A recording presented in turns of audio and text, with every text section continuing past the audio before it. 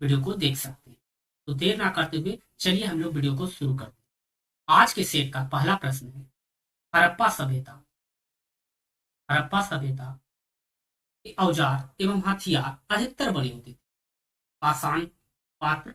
पाषाण का अर्थ होता है स्टोन, यानी पत्थर से। पाषाण और ताम्र से, या ताम्र कांस और लौह से। या ऑप्शन डी है ताम्र टीन तथा कांस से। इस प्रश्न का सही उत्तर होगा ऑप्शन डी ताम्र टीन तथा कांस। हड़प्पा सभ्यता के जो औजार है वो अधिकतर जो बने थे ताम्र टीन तथा कांस। ऑप्शन डी जो है इसका सही उत्तर। अगर बात करें हड़प्पा सभ्यता की, तो हड़प्पा सभ्यता की खोज की अगर बात करें तो पुरातत्व सर्वेक्षण विभाग महानिदेशक सर जॉन मार्शल, याद रखिएगा आप लोग, sir John Marshall. Sir John Marshall जो है, सर जॉन मार्शल साहब के द्वारा जो है हड़प्पा सभ्यता को 1921 में उनके ही निर्देश पर राय बहादुर दयाराम सहनी के द्वारा खोजा गया था। दयाराम सहनी के द्वारा खोजा गया। तो ये सारे फैक्ट आप लोग ध्यान में रखिएगा। अगर बात करें हड़प्पा कांस्ययुगीन सभ्यता, खुदाई में रोपर जो पंजाब में है, तांबे की कुल्हाड़ी बनावली हरियाणा से, तांबे की वानयग्र अलीमुराद यानी सिंध में कांसे की कुल्हाड़ी के साक्ष्य मिले हैं। ये सारे फैक्ट आप लोग ध्यान में रखिएगा। इतने सारे साक्ष्य जो है हड़प्पा से बहुत सारे साक्ष्य मिले हैं। तो चलिए नेक्स्ट क्वेश्चन, प्रश्न संख्या 2 की अगर बात करें, प्रश्न संख्या 2 में जो है निम्न में से वेदों का सही कला अनुक्रमिक क्रम क्या है। तो वेद के जो है काल अनुक्रमिक क्या है ये बताना है। कौन सा पुराना वेद है और किस प्रकार से वेदों की बात की गई है। तो इसमें से कौन सा वेद पुराना है, कौन सा वेद उसके अनुसार सजाना है। आप लोगों को पता है ऋग्वेद जो हो सबसे पुराना वेद जो है ऋग्वेद है। उसके बाद सामवेद है, बिल्कुल सही। उसके बाद यजुर्वेद है, अथर्ववेद नहीं है। तो देख लीजिए ऑप्शन में ऋग्वेद, सामवेद, यजुर्वेद और अथर्व। ऑप्शन बी इसका क्या होगा, सही होगा। ऑप्शन बी सबसे पुराना वेद जो है ऋग्वेद है और सबसे आखिरी जो है सबसे वो अथर्ववेद है। तो इस तरह से ऑप्शन बी इसका क्या होगा, सही उत्तर हो जाएगा। अब अगला प्रश्न हम लोग देखेंगे, प्रश्न संख्या 3। प्रश्न संख्या 3 की अगर बात करें तो उपनिषद को वेदांत के रूप में भी जाना जाता है। तो उनकी संख्या पूछा गया है, सिंपल सा प्रश्न है। वेदांत की जो संख्या है उनकी संख्या जो है वो क्या है पूछा गया है। तो आप लोगों को पता है वेदांत के रूप में जाना जाता है उपनिषद को ही, और इनकी संख्या जो है 108 मानी गई। ऑप्शन सी इसका क्या होगा, सही उत्तर होगा। तो नेक्स्ट प्रश्न की ओर हम लोग चलते हैं। देखिए अगला जो प्रश्न है निम्नलिखित, देखिए लिस्ट 1 और लिस्ट 2 को मिलाना है कि कौन सा जो है स्थान जो है, कौन सा स्थान जो है किस नदी के तट पर अवस्थित। इस प्रकार दिए हुए हैं, इस प्रकार से आपके ऑप्शन दिए हुए हैं, स्क्रीन पर आप लोग देख सकते हैं। तो देखिए वितास्ता जो है वो किस नदी के तट पर स्थित है वो आपको बताना है। तो वितास्ता की अगर बात करें तो ये झेलम नदी के तट पर अवस्थित है। स्किनी, स्किनी जो अगर है, स्किनी जो है छिनाब नदी को, और परुसनी, परुसनी किस नदी का नाम था, तो परुसनी जो नाम था रावी नदी का, और विपाशा जिसे व्यास भी कहा जाता है। इस प्रकार से ए का 3 और ए का 3 देखिए ऑप्शन ए में भी है, ऑप्शन सी में भी है, और बी का 1, बी का 1 देखिए ऑप्शन सी में है सिर्फ। तो इस प्रकार से क्या होगा, सी ऑप्शन आपका सही उत्तर हो जाएगा। अगर आप एक भी आंसर अगर दो, एक से दो ऑप्शन, देखिए ये क्वेश्चन जो जितना टफ लगता है उतना ही इजी होता है, क्योंकि अगर एक से दो प्रश्न भी आप लोग अच्छे से जानते हैं तो आप इसका आंसर निकाल। अगला प्रश्न देखिए, प्रश्न संख्या 5 जो है, जैनियों के अनुसार जैन धर्म के संस्थापक कौन है। पूछा गया है कि जैन के जो संस्थापक थे जैन धर्म के वो कौन है। आपके ऑप्शन है ऋषभ, ऋषभदेव, महावीर, अरिष्टनेमी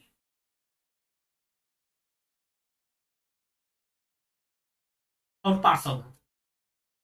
इस प्रश्न का देखिए, इस प्रश्न का सही उत्तर क्या होगा, ऋषभ थे। अगर बात करें जैन धर्म के तो 24वें तीर्थंकर थे। जैन धर्म की परंपरा के अनुसार 24वें तीर्थकर जो थे ऋषभ देव थे। ये कौन से नंबर के थे? 24वें तीर्थकर।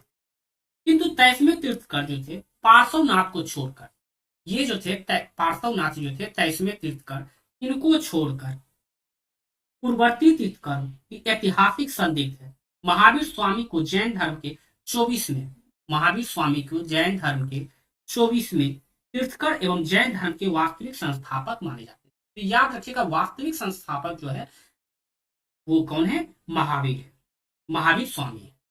तो यहाँ पर पूछा गया जैनियों के अनुसार जैन धर्म के संस्थापक तो ऋषभ देव, जो कि 24वें तीर्थकर हो। ऑप्शन ए इसका क्या होगा? सही उत्तर होगा।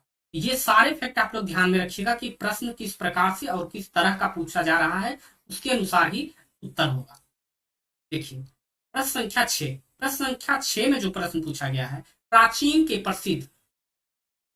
भारत के प्रसिद्ध शासक जिसने जीवन के अंतिम समय में जैन धर्म को ग्रहण किया। आपके ऑप्शन दिए हुए हैं समुद्रगुप्त, बिंदुसार, चंद्रगुप्त मौर्य और अशोक।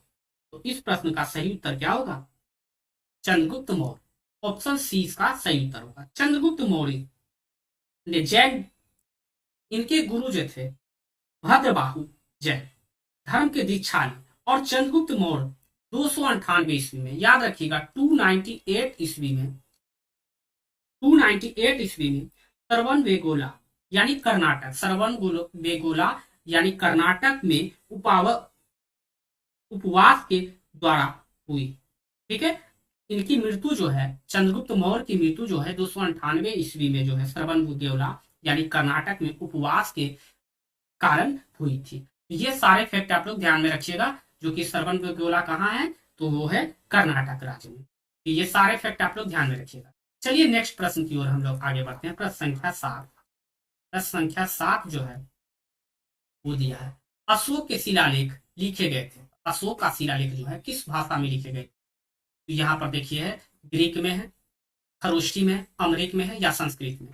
अशोक के जो शिलालेख लिखे गए थे वो ग्रीक में भी थे, खरोष्ठी में भी थे, अमरिक में थे, लेकिन संस्कृत में कोई भी अभिलेख अशोक के नहीं मिले हैं। तो इस प्रश्न का उत्तर क्या होगा? 1, 2 और 3। 1, 2 और 3 जो है ऑप्शन बी में है, तो ऑप्शन बी इसका क्या होगा? सही उत्तर हो जाएगा। चलिए हम लोग नेक्स्ट प्रश्न की ओर चलते हैं।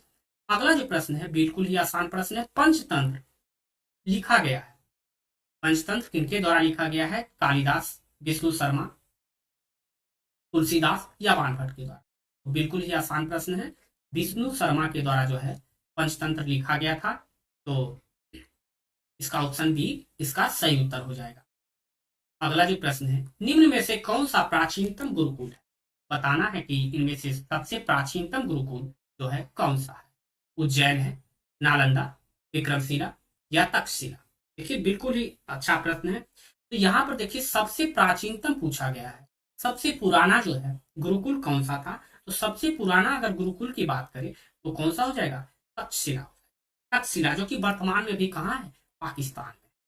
तक्षशिला जो कि बाकी वर्तमान में पाकिस्तान देश में चला गया, भारत पाकिस्तान के बंटवारे के, ठीक है, जो कि रावलपिंडी जिले में स्थित है। यह विश्व का प्रथम विश्वविद्यालय थी। अगर इसकी स्थापना की बात करें तो याद रखिएगा 700 ईस्वी में, 700 ईसा पूर्व में की गई थी। इसकी स्थापना 700 ईसा पूर्व में की गई थी। 326 ईसा पूर्व में सिकंदर के आक्रमण के समय, 326 ईसा पूर्व जब सिकंदर ईसा पूर्व में जब सिकंदर ने इस पर आक्रमण किया था, यह संसार का सबसे प्रसिद्ध विश्वविद्यालय ही नहीं था, बल्कि यह चिकित्सालय का एकमात्र सर्वोपरि केंद्र भी था। याद रखिएगा ये विश्वविद्यालय ही नहीं था, अपितु ये जो है एक जो है चिकित्सालय के रूप में भी बहुत ही प्रसिद्ध था, प्रचलित था। ये सारे फैक्ट आप लोग ध्यान में रखिएगा। चलिए अगला प्रश्न जो है, प्रश्न संख्या 10 जो है वो है, निम्न में से कौन सा मंदिर को काला शिवालय के नाम से जाना जाता है? बहुत ही अच्छा प्रश्न है। तो देखिए काला शिवालय के नाम से कौन सा मंदिर जाना जाता है? सूर्य मंदिर, लिंगराज मंदिर, जगन्नाथ मंदिर या कैलाश मंदिर। इस प्रश्न का सही उत्तर क्या होगा? सूर्य मंदिर। सूर्य मंदिर को जो है काला शिवालय के नाम से भी जाना जाता है। तो ये सारे फैक्ट आप लोग ध्यान में रखिएगा। चलिए अगला प्रश्न जो है, प्रश्न संख्या 11, बंगाल का प्राचीन नाम था। तो बंगाल का जो पूछा गया है कि बंगाल का जो प्राचीन नाम है वो क्या था। तो बंगाल के प्राचीन का नाम है, आपके ऑप्शन है मत्स्य, गौर, वत्स या कामरूप। देखिए, बंगाल का अगर प्राचीन नाम की बात करें तो इसका प्राचीन नाम जो था गौर था, और असम का प्राचीन नाम जो है कामरूप के रूप में जाना जाता है। ऑप्शन बी इसका क्या होगा, सही उत्तर हो जाएगा। बंगाल को जो है गौर के रूप में जाना जाता है। देखिए, अब अगला प्रश्न जो है ये बहुत ही अच्छा प्रश्न है। पूछा गया है नागर, द्रविड़ और बेसर तीन प्रमुख है, तो क्या है तीन प्रमुख क्या है। तो आप लोगों को पता है कि प्राचीन भारत में जो है जो मंदिर का निर्माण हुआ करता था न, ये तीन शैली से मिलकर हुआ है, नागर शैली, द्रविड़ शैली और बेसर शैली। ये तीन प्रमुख शैलियां थी जिससे जिसके द्वारा जो है इसी शैली में जो है मंदिरों का निर्माण हुआ करता था।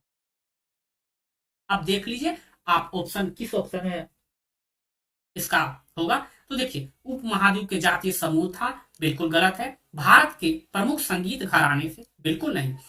यहाँ देखिए ऑप्शन सी, भारतीय मंदिरों की वास्तुशैली, बिल्कुल सही है, क्योंकि भारतीय मंदिरों की वास्तुशैली जो है नागर, द्रविड़ और बेसर शैली, यही तीन प्रमुख शैली है जिसके द्वारा मंदिरों का निर्माण कराया जाता था, इसी तीनों शैली में। तो ऑप्शन सी इसका क्या होगा, बिल्कुल ही सही जवाब हो जाएगा।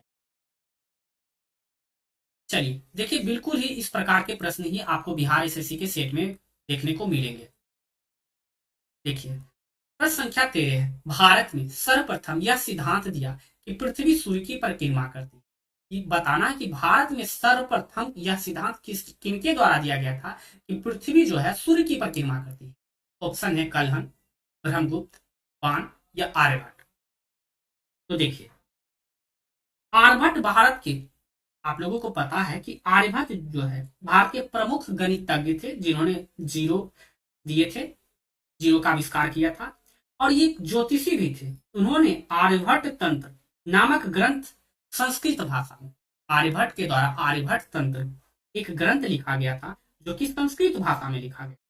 इन्होंने पता लगाया कि पृथ्वी प्रतिदिन अपनी धुरी पर जो है क्या है, घूरती है, घूमती है, इसी कारण से दिन और रात होती है।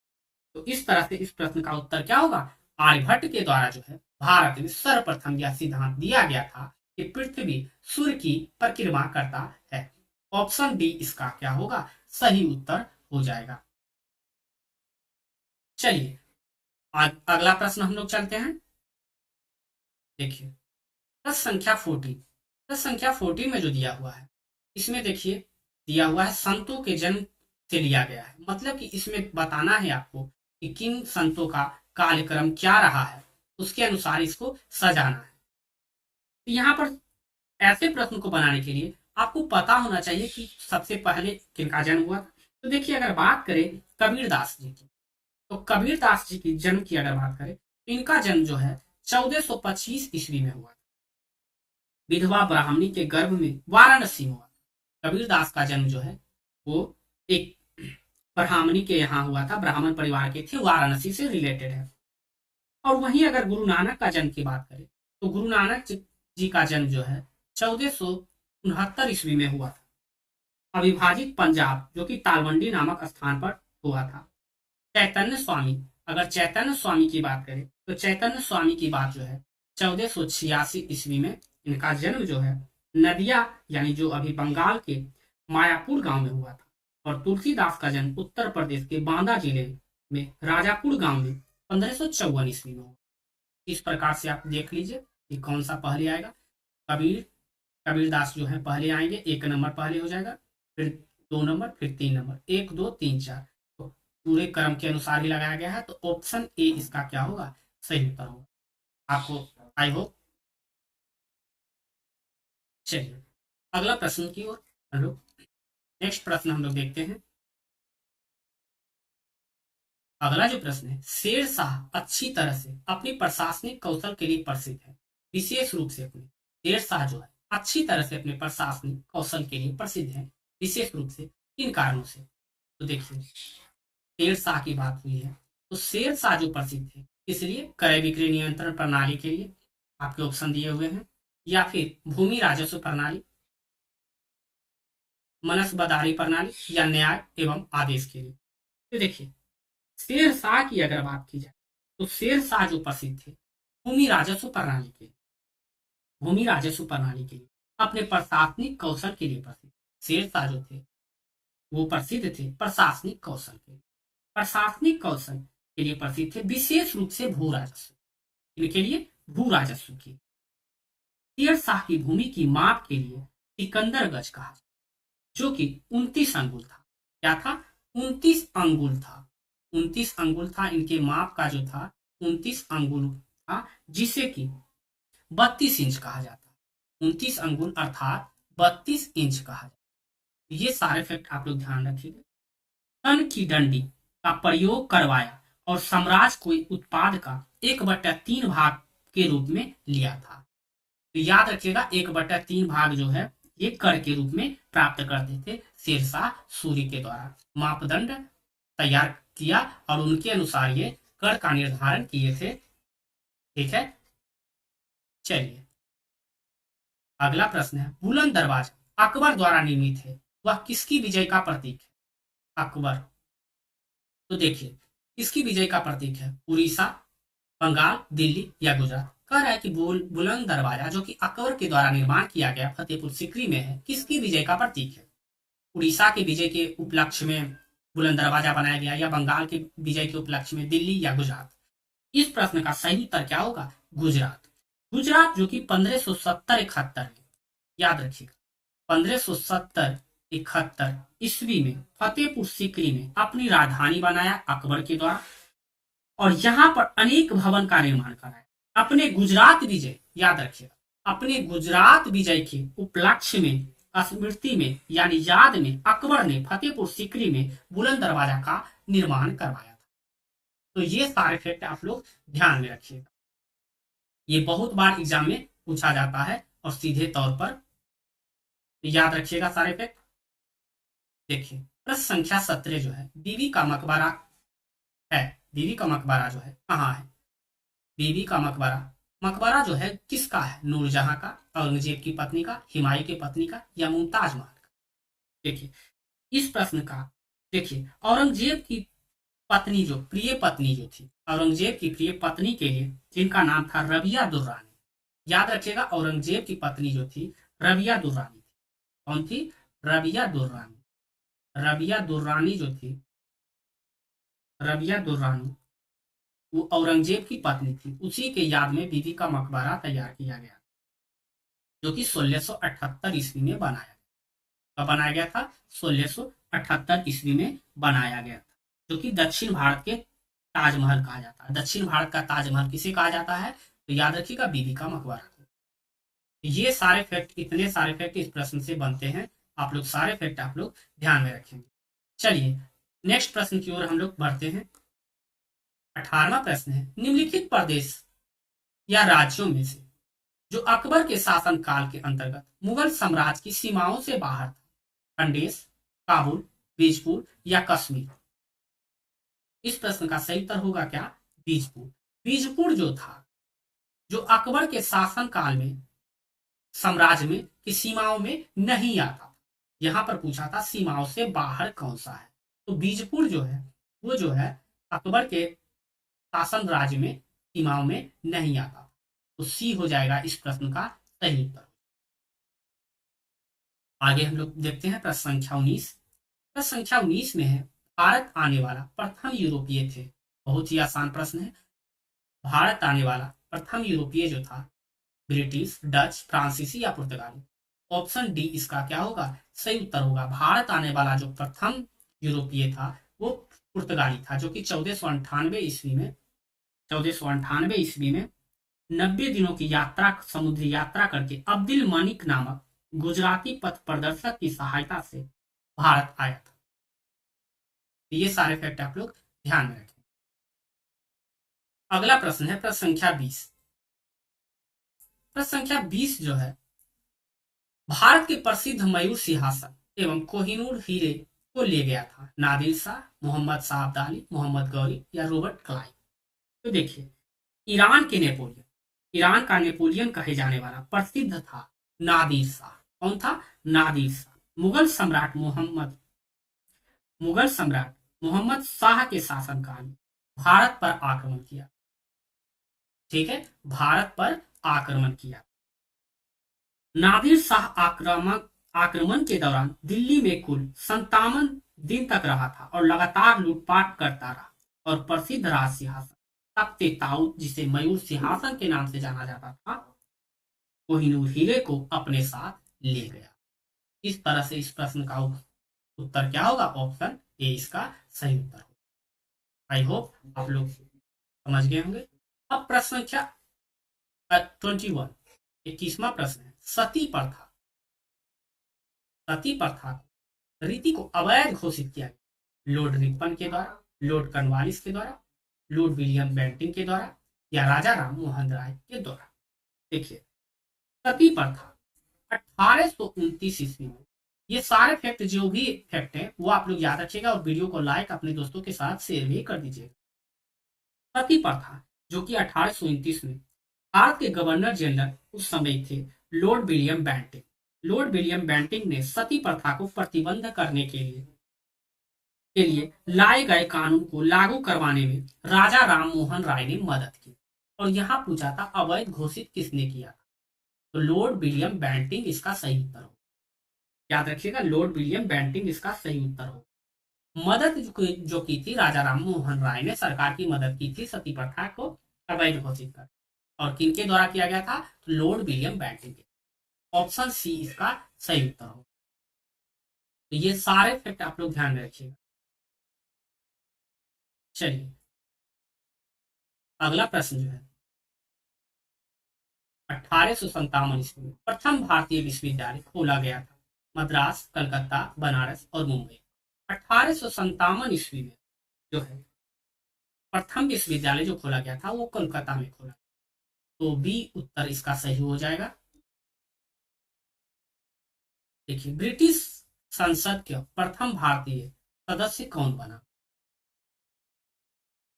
देखिए, ब्रिटिश संसद का जो प्रथम बना था, आपके ऑप्शन दिए हुए बहरुद्दीन तैयब जी, WC बनर्जी, वाचा या दादा भाई नौरोजी।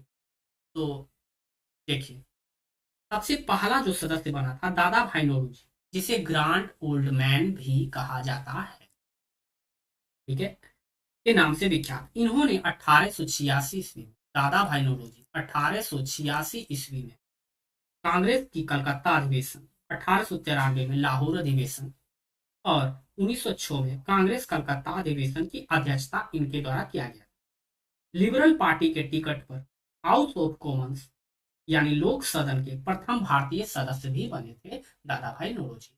इस तरह से इसका उत्तर क्या होगा? ऑप्शन डी इसका सही उत्तर होगा। चलिए अगला जो देखिए, निम्न को कालक्रम क्रमानुसार व्यवस्थित कीजिए। तो यहाँ पर देखिए आपको गांधी जी की भारत में वापसी, तो गांधी जी की भारत में वापसी जो हुई थी 1915, 9 जनवरी 1915, 9 जनवरी 1915, लखनऊ समझौता।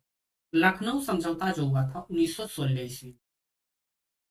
प्रथम विश्व युद्ध का प्रारंभ, प्रथम विश्व युद्ध का प्रारंभ जो हुआ था यह हुआ था 28 जुलाई, याद रखिएगा आप लोग, 28 जुलाई 1914, 4 साल चला था 1914 से 1918। चंपारण सत्याग्रह जो कि 1917 में प्रारंभ। तो इसके काल अनुसार क्या होगा? 1 हो जाएगा ये और 2 होगा ये और 3 हो जाएगा, सॉरी 2 हो जाएगा आपको ये और 3 हो जाएगा और ये 4 हो जाएगा। इस तरह से क्या हो जाएगा? 1 3 2 4, 1 3 2 4, ठीक है। जिस ऑप्शन में होगा वो आपका क्या होगा? उत्तर होगा। चलिए देखिए, निम्नलिखित आंदोलनों में से किस आंदोलन में वंदे मातरम का नारा को अपनाया गया था? वंदे मातरम का नारा को किस आंदोलन में अपनाया गया था? 1857 की क्रांति, 1905 का बंगाल विभाजन या 1922 का असहयोग आंदोलन या 1942 में भारत छोड़ो आंदोलन। इस प्रश्न का सही उत्तर होगा 1905 के बंगाल विभाजन में जो है वंदे मातरम का नारा दिया गया था। तो ये सारे फैक्ट आप लोग ध्यान में रखिएगा। ऑप्शन बी इसका क्या होगा? सही उत्तर हो जाएगा।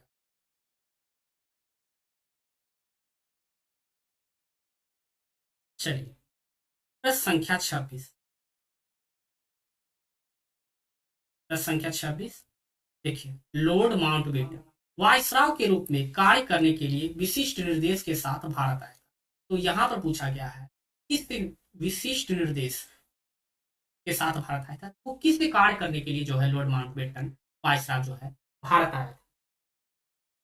तो लॉर्ड माउंटबेटन की अगर बात करें, इसका कार्यकाल की अगर बात करें तो 4 जुलाई, याद रखिएगा 4 जुलाई 1947, 4 जुलाई 1947 को ब्रिटिश संसद ने क्लीमेंट यानी कि उस समय जो ब्रिटेन के प्रधानमंत्री थे क्लीमेंट एटली द्वारा भारतीय स्वतंत्रता विधेयक प्रस्तुत किया गया, जिले में 18 जुलाई को स्वीकृति मिली। इस विधेयक के अनुसार भारत और पाकिस्तान स्वतंत्र राष्ट्रों की घोषणा की गई। तो भारतीय उपमहाद्वीप के किसी क्षेत्र को छोटे छोटे विरोधी राज्य में विभाजन करना। इस प्रश्न का सही उत्तर क्या हो जाएगा? ऑप्शन ए हो जाएगा इसका सही।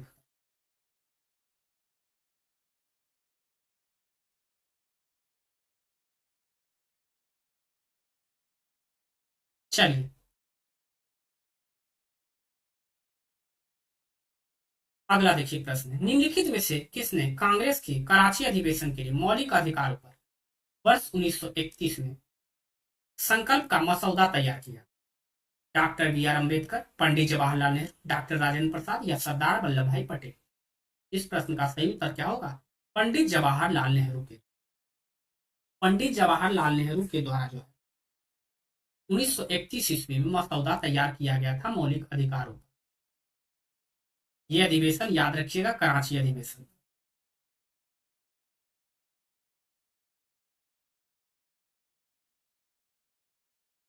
निम्नलिखित में से इसे भारत क्रांति की मां के रूप में जाना जाता है? रोजनी नायडू, कस्तूरबा गांधी, मैडम भीखाजी कामा या रानी लक्ष्मीबाई? तो इस प्रश्न का सही उत्तर क्या होगा? मैडम भीखाजी कामा।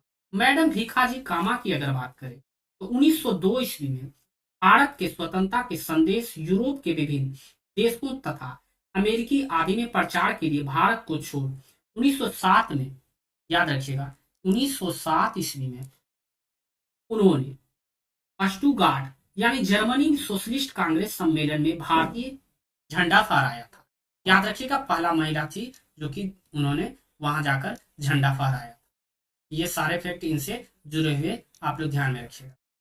पृथ्वी सूर्य की अधिकतम दूरी पर होती है?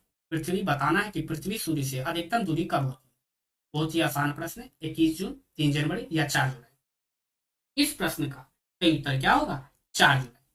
4 जुलाई को जो है पृथ्वी जो है सूर्य से अधिकतम दूरी पर होती है, याद रखिएगा। तो सी उत्तर इसका सही हो जाएगा। अब आपको कमेंट सेक्शन में बताना है कि पृथ्वी सूर्य की न्यूनतम दूरी कब होती है। न्यूनतम दूरी कब होती है ये आप लोगों को बताना है। चलिए आगे हम लोग चलते हैं। पूरे 50 MCQ इसमें है। बहुत ही अच्छा क्वेश्चन आपको देखने को मिलेगा। देखिए प्रश्न संख्या 30 है, पृथ्वी की सतह पर खींचा गया सबसे बड़ा वृत्त जो गिरेगा, सॉरी जो गुजरेगा। देखिए आपके ऑप्शन दिए हैं भूमध्य रेखा, भूमध्य रेखा है, आर्कटिक वृत्त है या मकर रेखा या कर्क रेखा। तो देखिए जो पृथ्वी की सतह पर बीचों बीच जो गुजरती है उसे क्या कहा जाता है? इक्वेटर कहा जाता है। भूमध्य रेखा जो पृथ्वी के दो बराबर भागों में क्या करती है? विभाजन करने का काम करती है।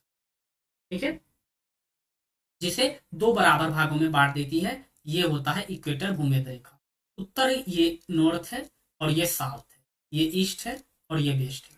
तो साउथ को जो है उसको कहते हैं दक्षिणी ध्रुव और उत्तर को जो कहते हैं उत्तरी ध्रुव का। और 23.5 डिग्री पर जो है कर्क रेखा ऊपर में है और 23.5 डिग्री नीचे पर अगर इक्वेटर से बात करें तो ये है मकर रेखा। कर्क रेखा जो कि भारत के 8 राज्यों से बीचों बीच होकर गुजरती है। तो ये सारे फैक्ट याद रखिएगा कि 23.5 डिग्री पर जो है 23.5 डिग्री पर इक्वेटर से 23.5 डिग्री ऊपर यानी नॉर्थ में जो है कर्क रेखा इसको कहा जाता है, जो कि भारत के 8 राज्यों से होकर गुजरती है। और नीचे जो है इक्वेटर के नीचे जो है यानी साउथ की तरफ जो 23.5 डिग्री का जो है इसे मकर रेखा का। तो ये सारे फैक्ट आप लोग अब बिल्कुल ही याद रखेंगे, बिल्कुल ही अच्छे तरीके से। चलिए,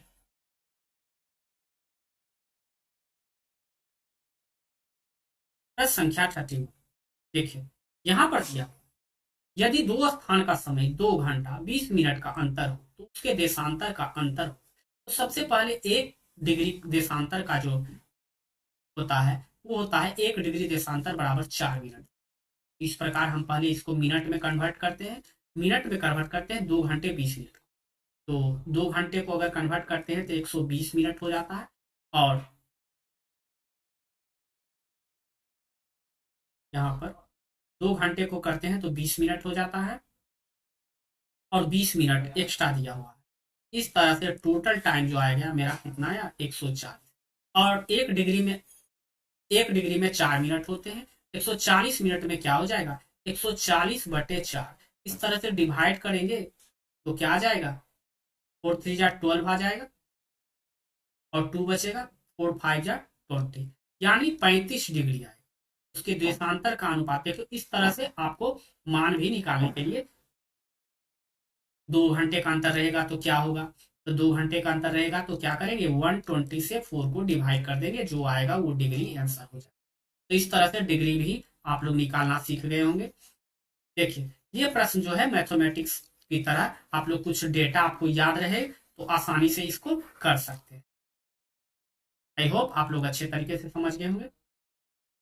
अगला प्रश्न जो है, पूर्व क्षेत्र में अति तेज एवं बर्फीली ठंडी बहने वाली वायु को कहते हैं टाइफून्स या टोरंडोज या बलिजार्ड्स या पोलार्ड।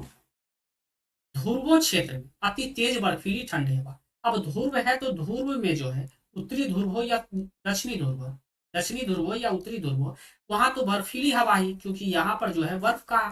तो इसे क्या कहा जाए। इस प्रश्न का सही उत्तर होगा ब्लिजार्ड्स कहा जाता है। ऑप्शन सी इसका क्या होगा सही उत्तर हो जाएगा, ब्लिजार्ड्स कहा जाता है। चलिए, आगे हम लोग प्रश्न देखेंगे। जिन वृक्षों की जड़ें कम गहरी होती है उनका संबंध है चारागाह जलवायु से, शीतोष्ण वातावरण जलवायु से, उष्ण कटिबंध जलवायु या भूमध्य रेखीय जलवायु से। तो देखिए, जिन वृक्षों की जड़ कम गहरी हो उन्हें क्या कहा जाता है पूछा गया है। तो इस प्रश्न का सही उत्तर क्या हो जाएगा भूमध्य रेखीय जलवायु कहा जाता है। ऑप्शन डी इसका क्या होगा सही उत्तर हो जाएगा। ऑप्शन डी इसका क्या होगा सही उत्तर। प्रश्न संख्या 34 है, निम्नलिखित में से किसमें तापमान साल भर 10 डिग्री से ऊपर वृद्धि नहीं करता, यानी कि हमेशा सालों भर जो है 10 डिग्री से कम ही रहता है, 10 डिग्री से ज्यादा नहीं जाता है। महाद्वीपीय जलवायु, टुंड्रा जलवायु, भूमध्य जलवायु या टैगा जलवायु। तो इसका सही उत्तर क्या होगा टुंड्रा जलवायु जो है, यहाँ पर जो है सालों भर तापमान जो है टेम्परेचर 10 डिग्री से ऊपर कभी नहीं जाता। इस तरह से इस प्रश्न का उत्तर क्या होगा ऑप्शन बी हो जाएगा कि यहाँ पर बर्फ जमा रहता है, इस कारण से यहाँ का टेम्परेचर कभी ऊपर नहीं जाता। आगे हम लोग देखेंगे प्रश्न संख्या 35, निम्नलिखित में से कौन सा मिडल लिट्यूड रेगिस्तान का एक उदाहरण है। सहारा रेगिस्तान, अरब का रेगिस्तान, थार रेगिस्तान या पटागोनिया का रेगिस्तान। तो देखिए, ये जो होगा ये पटागोनिया का रेगिस्तान। पटागोनिया का रेगिस्तान जो है जिसे हम लोग मिडिल लिट्यूड रेगिस्तान के नाम से भी जाना जाता है। तो ऑप्शन डी इसका क्या होगा सही उत्तर हो जाएगा। निम्न में से कौन सा देश विश्व का प्रमुख कोयला उत्पादक है। बहुत ही आसान प्रश्न है। तो कौन सा है रूस, चीन, भारत या यूएसए। तो कोयला उत्पादन में अगर बात करें तो सर्वप्रथम जो है वो चाइना है। ऑप्शन बी इसका क्या होगा सही उत्तर हो जाएगा। चाइना जो है कोयला उत्पादक में पहला स्थान पर। पवन शक्ति का प्रमुख उपयोग करता है। पवन शक्ति का जो प्रमुख उपयोग करता है कौन करता है फ्रांस, हॉलैंड, सऊदी अरेबिया या कनाडा। तो देखिए, जो पवन शक्ति का जो सबसे ज्यादा इस्तेमाल करता है वो हॉलैंड करता है। ऑप्शन बी इसका क्या होगा सही उत्तर हो जाए।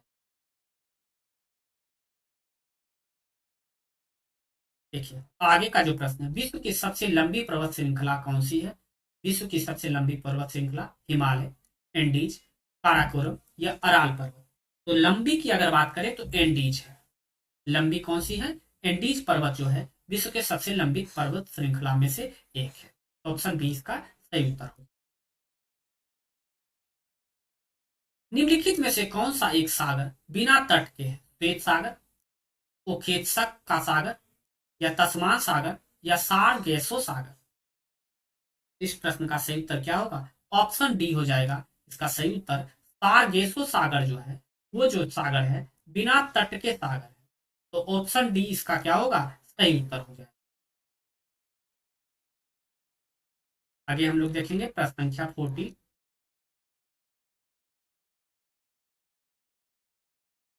कौन सा नदी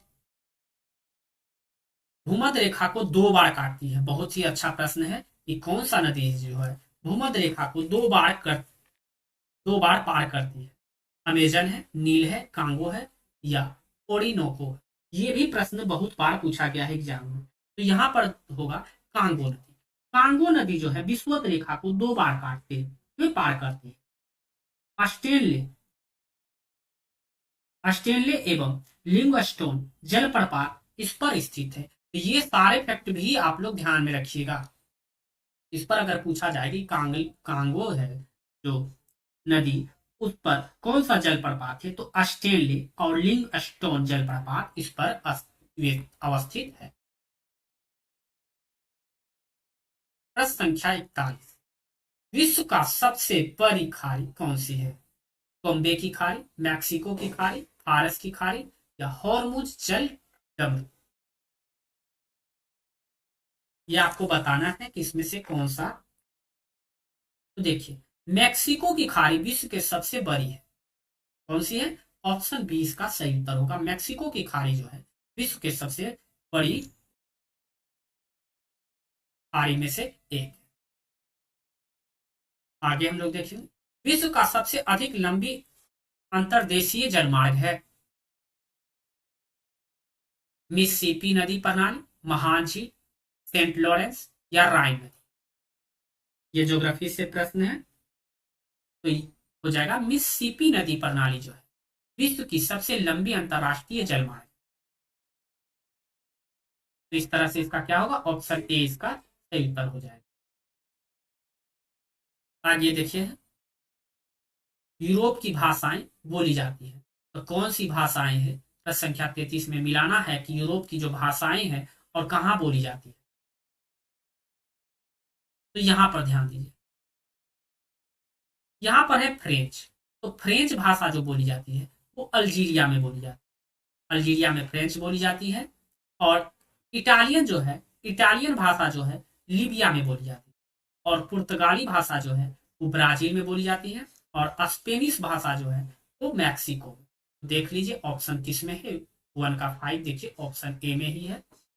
बी का 3 भी है, बी का 3 भी दिया हुआ है और सी का 1 भी दिया। इस तरह से ऑप्शन ए इसका क्या होगा? सही उत्तर। देख लीजिए,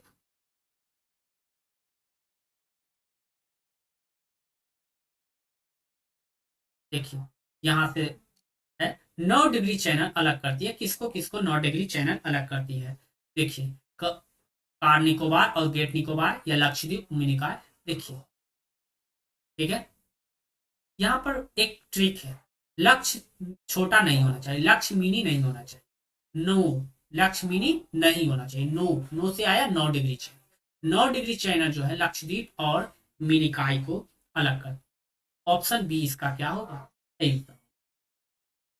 आप लोग को आई होप याद रहेगा ये प्रश्न कि लक्ष्य मिनी नहीं होना चाहिए, लक्ष्य छोटा नहीं होना चाहिए। तो लक्षद्वीप तथा मिनिकॉय जो है 9 डिग्री चैनल से अलग होती है। देखिए, विश्व की दूसरी सबसे ऊंची चोटी है। पहली नहीं दूसरी पूछा है। अब ज्यादातर प्रश्न जो है दूसरी ही पूछा जा रहा है। कंचनजंगा या केटू, गोंडवेन अस्टीन या नंदा देवी या लाहौर टसे। तो अगर विश्व की दूसरी सबसे ऊंची चोटी पूछा जाए तो वो है केटू है, जिसे गोंडवान ऑस्टीन भी कहा जाता है। तो दोनों याद रखिएगा। ऑप्शन बी इस प्रश्न का क्या होगा? सही उत्तर हो जाए। प्रश्न संख्या 46 हम लोग देखिए, भारत के समुद्र तट छूने वाले राज्यों की संख्या पूछा गया है। तो तो भारत में तट समुद्री तट को छूने वाले राज्यों की संख्या जो है वो कितनी है, तो 9 है। याद रखिएगा, भारत में समुद्री तट छूने वाले राज्यों की संख्या जो है वो 9 है। बहुत ही आसान प्रश्न था। डीजल के रेलवे इंजन बनाए जाते हैं, तो डीजल के रेलवे इंजन जो बनाए जाते हैं कपूरथला में, पेरम्बूर, वाराणसी, जमशेदपुर, इसमें बनाए जाते हैं। इसका सही उत्तर होगा ऑप्शन सी, वाराणसी में जो है डीजल रेलवे इंजन बनाए जाते हैं। आज के सेट का आखिरी प्रश्न, साइना नेहवाल किस खेल से जुड़ी हुई है? आप लोगों को सभी को पता होगा साइना नेहवाल जो है वह इस खेल से जुड़ी हुई है, बैडमिंटन। इस तरह से आपको यह सेट, इस तरह से आज का सेट समाप्त हो गया। यदि आपको वीडियो हेल्पफुल, अच्छा और हेल्पफुल लगा हो तो चैनल के डिस्क्रिप्शन में प्लेलिस्ट दिया हुआ है, वहां से जाकर आप 1 से लेकर 4 सेट तक देख सकते हैं। और इसके पीडीएफ भी प्राप्त आप लोग डिस्क्रिप्शन के नीचे टेलीग्राम का लिंक मिल जाएगा, वहां से आप इसका पीडीएफ भी प्राप्त कर सकते हैं। अभी के लिए बस इतना ही, मिलते हैं हम लोग नेक्स्ट वीडियो में। जय हिंद।